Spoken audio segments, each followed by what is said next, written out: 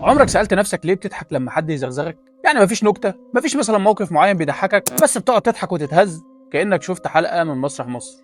بس دي حاجة تجيب دوالي للأسف. اللي بيحصل إن في جزء من دماغك اسمه الهايبوثالاموس، وده مسؤول عن حاجات كتير منها المشاعر وردود الفعل، فالزغزغة فعلا بتدخل دماغك في حالة طوارئ، وده لأن الجلد عندك خاصة في مناطق زي الرقبة وتحت الإبط في نهايات عصبية حساسة جدا، فلما حد بيلمسها المخ بيبعت إشارة إن في خطر، بس مش خطر حقيقي قوي يعني. فلما حد يجي يزغزغك المخ بيتوتر فيقرر ياخد رد فعل، وخطة المخ العبقرية بقى هنا في الدفاع عنك هي انه يضحك. بس اللي يجننك اكتر بقى انك مش بتعرف تزغزغ نفسك، وده علشان جزء تاني في مخك بيكون قاري نيتك من قبل ما تتحرك. يعني وانت لسه بتفكر تزغزغ نفسك هتلاقي دماغك بيقول لك ايه يا ابني انت حافظ مش فاهم.